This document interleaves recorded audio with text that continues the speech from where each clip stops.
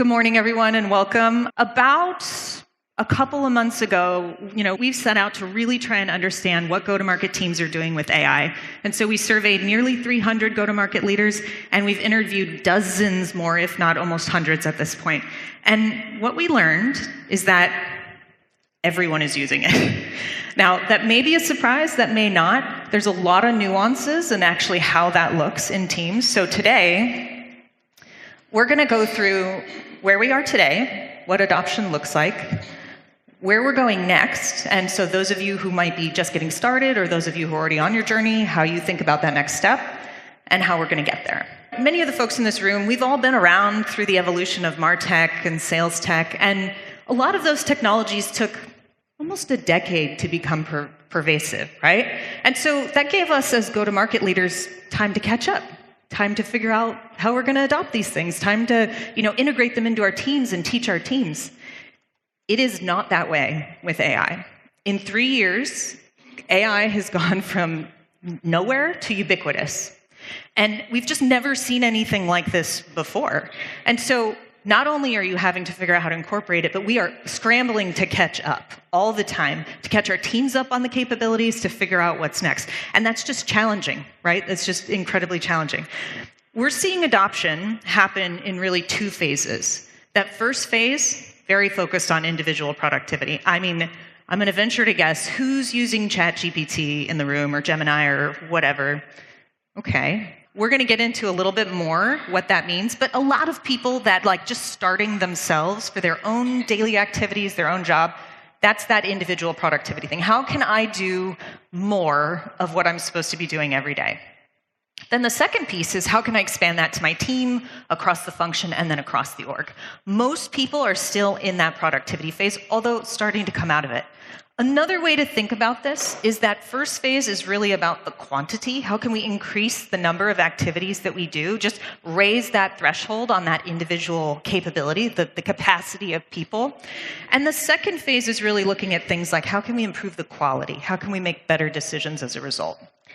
So we're going to start with phase one first. Now, I mentioned everyone's using it, right? Everyone's doing it. However, when we surveyed, we found that about 2/3 are using it regularly. And that's important because while everybody has seemingly dipped their toe in the water and tried it a couple of times, those that are using it regularly are starting to see the meaningful impact. So 2/3 of go-to-market teams are using regularly. Now, we mean daily, weekly, part of their normal process, a part of their normal cadence. Now, what's interesting is when we look at that by function, marketing has been the sort of the fastest and most furious adopters. We have a hypothesis for that. Early AI capabilities aligned really well to some of marketing's biggest pain points. The constant need to create new content, right? That was such a great one. It has extended to sales and sales development, where reps are trying to get better at that really tedious early step of researching and preparing for calls. And then we've seen the slowest adoption with customer success, but I got to tell you, with the other evolutions of our tech stacks that we've seen, this is pretty good for customer success. Considering they might be lagging behind, but they also have some of the highest stakes conversations all the time. So naturally, they're going to be a little more risk averse. But the important thing is not only are they using it, it's working. Nearly a quarter of every function is saying that's having a big impact on the work that they're doing. And that's meaningful. Across the board, 40% are saying big impact, really, really important. And what's even potentially more important is that the users themselves are saying, I can't imagine not using it at this point. We interviewed one sales leader that said, if I took it away, my reps would absolutely revolt. Okay. So what does that phase one really look like? Again, it's all about productivity, but it's easy for folks to kind of hand-wavy but productivity is absolutely a win. We can't forget that. And I think anyone who's used it kind of recognizes that, right? I can get those drafts faster. I can just get the analysis done quickly. I do a lot of things faster. And so in your programs, right around the middle, we have two things called our game boards. They're these, we tried to make it literally look like a game. I've got kids, so I'm like, oh, this is fun. Let's just figure out how we go all through these windy paths. But the game boards are broken up into 3 levels. Productivity is kind of our first level. And what it really comes down to is it's about finding those low-hanging fruit, individual use cases that are low risk, low cost, don't necessarily need to involve IT, and that are primarily LLM driven. It's a great place for folks to start. And every function has 2 to 3 to 4 of those early use cases that are the best place to start. And what we're recommending is that at a minimum, everyone on your team should learn how to use the 2 to 3 individual use cases for their role. Now, when we look at this by function, marketing is using it, content generation, as I mentioned, but also market research. So really trying to, as an individual, figure out how I stay smart about what's going on in my market, what my competitors are doing, how we're positioning, all of those things that it took a lot of time and effort to stay on top of. I see, what's really interesting is I see all that money we used to spend on agencies for things like voice of the customer, for things like getting customer feedback or understanding what's happening in the market. Now we can get this at our fingertips pretty easily. And it's having a material difference. 92% of marketing teams are seeing productivity gains. That's practically everyone. That's incredible. Again, in 3 years. In sales development, we're seeing the use cases look more like things like researching accounts, finding new contact data, drafting those emails. Again, this was a significant portion of those reps' time. I remember back in the day when we were doing sales development consulting at Topo, we'd have to literally write playbooks to how to keep reps from wasting time before they got on the call. That's crazy. Now with AI, they are naturally doing that. Not only the best practices that we asked them to do before that they didn't want to because it took a long time, but now they're doing it in an efficient amount of time and showing up to those calls better prepared. And it's having a material difference. 3/4 of them are seeing productivity gains. Now, I know that everybody loves to talk about like the death of the SDR, but the reality is like a lot of pipeline is still generated by having those individuals do this outreach. So it's really important that we help them do more of those activities. Sales is similar, preparing for calls, things like meeting prep, doing those account research stuff, it's the same. And sales is, like marketing, seeing an incredible lift in their productivity. Now, it's easy for folks to do, again, that hand-wavy productivity. We all know productivity is good, but everyone is struggling to quantify the improvements, what it actually means for us. So we recommend that teams start measuring 2 things right away. 1, go-to-market efficiency, looking at net new ARR for dollars of go-to-market spend. The second is productivity, go-to-market productivity, net new ARR for people in go-to-market. Now, these things our organizations measure already, but being able to ratchet that into just a go-to-market lens is a great way for us to figure out, like, are all these point initiatives actually paying off? It's really hard to measure the ROI of the individual things that AI can do, because there's so many of them, and because they tend to be so niche and narrowly focused. We recommend zooming way out to get a good picture on overall, are we lifting the bar on what we can get done for the amount of people and the amount of money that we spend on the function. Okay, now, where are we going? So if productivity is where we're at today, that's really great, right? But I have a lot of folks asking, like, well, when is this going to affect downstream metrics? Like, when am I going to see that lift in win rates and, like, increased revenue overall? This is great. There was a great study by Atlassian, I believe it was called the AI Collaboration Index, and they surveyed 12,000 knowledge workers, and this was across the organization, so HR, engineering, marketing, various other functions. And what they saw is that each individual person saved an average of 1.3 hours per day. That's incredible. Organizations are asking themselves, what do we do with that? That's incredible. So we're all assuming our reps are just throwing all of that into more activities and we're getting more done. The jury's still out. Some people are using it to improve work-life balance. But as go-to-market leaders, we need to figure out how are we going to apply that. So it brings us to the second point, which is how do we improve the quality of what we're doing so that that increase in activity yields what we want downstream. So in marketing, the use cases that we're seeing that are sort of phase 2 use cases that are starting to impact things, one is analyzing campaigns. So again, moving away from helping individuals do more to now how do we do better? How do we make better decisions? So analyzing campaigns to figure out where to apply our limited resources and doing things like enriching to enable better prioritization. In sales development, We're seeing moving from just the preparation of calls to now using AI in the way we engage to do things like better timing of our outreach, to do things like figuring out who makes sense for which channels. Like there's just lots of different ways to leverage AI for better timing. Data management has always been a challenge with reps, but we need that information to be able to make decisions. Now we're able to start automating the collection of that from call transcripts, any number of automated processes. And then one that I'm really bullish on, and I recommend if you're interested in this last one, find Robert Kaler on our team because he's done some great work on this, is figuring out how we use AI to level up the skill set of our people. Really fun use cases around analyzing call transcripts and giving reps those insights back so they can get better. I think Ryan Azus, one of our EIers, was doing this with one of our portfolios, and it's to the point where a rep is gamifying their own coaching. Managers don't have time for this. It's always been a bugaboo for us, like how do we get managers to spend more time on coaching? AI can absolutely help with that. And oh, by the way, the reps love it because it feels less critical, like they're getting less criticism by just engaging with AI. That is an incredible use case that we're seeing emerge. And we're seeing the same thing on sales. The coaching use case, the data management, but then also helping administer the sales process. Things like if we've got MEDDIC as our sales methodology, how can I make sure my reps are not skipping the steps to make sure that we're setting ourselves up for that deal to close? And it's working.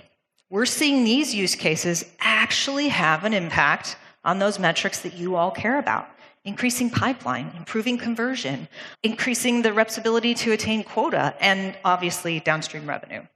So let's look at these more specifically. In marketing, one that I think is really cool is, and the way you'll look at these graphs is we have the folks that are using those phase 2 use cases and the ones that are just doing sort of the phase 1 individual productivity. So on conversion, you're 5x more likely to have an impact on your conversion rates if you're using these phase 2 use cases. Pipeline, you're 3 times more likely to increase your pipeline if you're using these use cases. In sales development, SQO impact. SQOs are going up. I think we all know that as our SDRs were able to increase their activity, yes, naturally there's some downstream effect to that, but unless they're doing a good job at it, we're not going to materially increase that. We're just throwing spaghetti at the wall. So you're 3 times likelier to increase your SQOs if we're using these phase 2 use cases. And quota attainment. These numbers I was really excited about because, as Craig mentioned earlier, SDRing is really hard right now. But using these phase 2 use cases to do it better, 46% that are using are seeing an increase in quota attainment. And in sales, we're seeing the downstream impact, 3 times likelier to see an improvement in win rates and 5 times likelier to see quota attainment improve. Okay, so what does that mean? That's great. How do we get there? Whether you're just getting started with AI, you're AI-ish, or whether you're already into phase 2, there are many different ways to get started with thinking about how to apply resources. I'm going to say start by defining the current state, but if you're already started, it's an iterative process. So there are a lot of different ideas for how to figure out where AI is going to be the most impactful. The answer is not apply it everywhere. It's really, I think anyone who's trying now realizes it's kind of a lot. And I was talking to someone this morning who said, I'm full of ideas. I've got all kinds of ideas, but we can't get them all done. So there are a couple of simple ways. If you don't have a lot of resources, then you just sit down and ask. I've seen some really cool things. Maria Pergolino back there somewhere. She can talk to you about doing AI hackathons with your team. Really cool ways, getting your team together, energizing them around the capabilities that they might have or the use cases that they want to explore, and then figuring out as an organization how we pick the couple that we think are really going to unblock. The other is just asking your reps.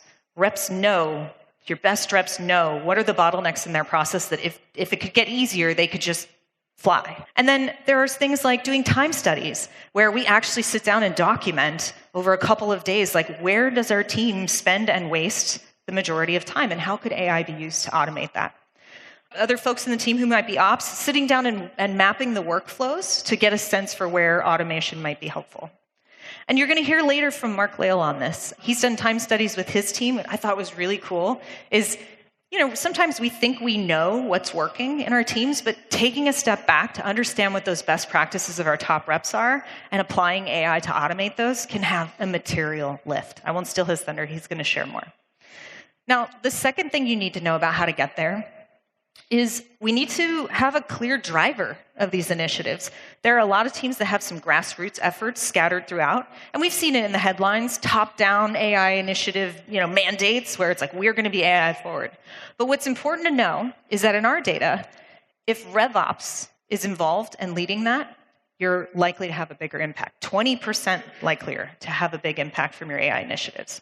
And this makes sense, right? I mean, RevOps charter is to help bring together our siloed go-to-market functions and have those cross-functional end-to-end processes and systems.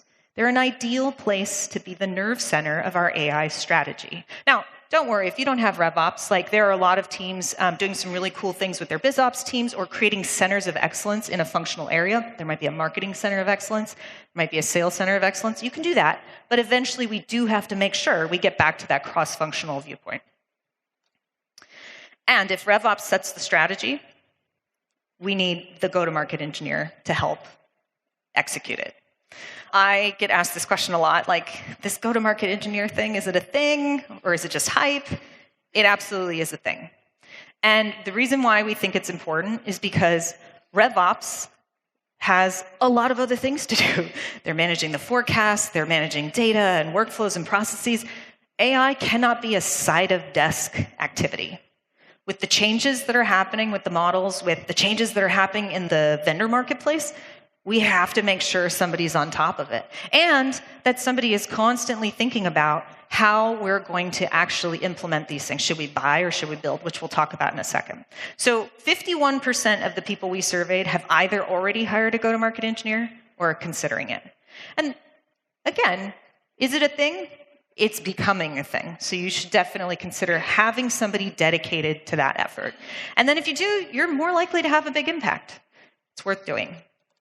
So again, the build versus buy question. When we look at how technology has been adopted traditionally with other evolutions like CRM and ERP, it was pretty clear. There were very few people who could build themselves. Right? It was this thing where it just required too much consultants and or working with IT, and building was not the place you started. With AI, you absolutely can start building. So again, I'll refer you back to the program with the AI game boards. And when you have lower complexity things, those individual use cases, absolutely. Do them yourselves. Teach your team how to do them. Make it such that in a secure way they can use for those low complexity use cases. But as we move upstream to where things do get a little bit more complex, or where they require a little more domain expertise or best practices we might not have internally, this is absolutely where we're seeing folks start to buy. Because remember, we have this go-to-market engineer, but we maybe can't have a team of 20 of them. So we have to be choosy with what we build to make sure that we can maintain it. It requires infrastructure, it requires resources, it requires oversight. And then we're not seeing this as much yet, only seeing spot cases. But like we've seen with a lot of other technology, we will head to a place where customization becomes the thing. So I'm projecting that we're going to start seeing an ecosystem emerge, kind of like the systems integrators for CRM and for ERP, where eventually there are things that you will want to build that are so unique to your organization, your processes, they're complex, custom, and then we'll start to get back into build. And so we think, all three of these are things that you can consider, but it is not a build or buy. It is a build and buy. And you're going to hear from David Boskovic after me about this. I think he's done an excellent job of this. But figuring out what they are really, really good at, what's available, out there in the vendor landscape, by that, they're going to maintain it, they're going to continue to make it better, and focus your building efforts on the things that are sort of core differentiators or those very low use cases. And he's going to talk more about how that has really boosted pipeline for them. So, to recap, everyone's using it. So if you're not, come see me at Go-to-Market AI Lab and we will fix that today, I promise. It is not as hard as you think. And it absolutely is still about productivity. But remember, productivity is a win. So don't feel like that is not a good thing. We want our teams to level up their capacity and to be able to be ready for what's coming next. Where we're going, phase 2 is about making better decisions. It's about improving the quality of what our teams can do. And it does have an impact on those metrics that we care about. So we don't expect that from productivity. We expect that from these phase 2 use cases. And there's many of them. So again, come see our team and we can help you with that. And then the how to get there. Start by defining the current state and then define it again. Maybe every 6 months. Revisit this. It's an iterative process. Let the RevOps team lead the AI strategy, manage it across functions, of course, with functional leaders involved, and then have that go-to-market engineer for execution. And then build the easy stuff and buy the rest. We have limited resources. Now, we've been publishing a lot on this, and we will continue to. This is one of our game boards. If you go to our go-to-market resources portal at scalevp.com, we've got other resources that we're putting up there, use cases, lots of different things. But again, come find us if there's anything you need, and we can try to continue to build more of that content for you. Thank you.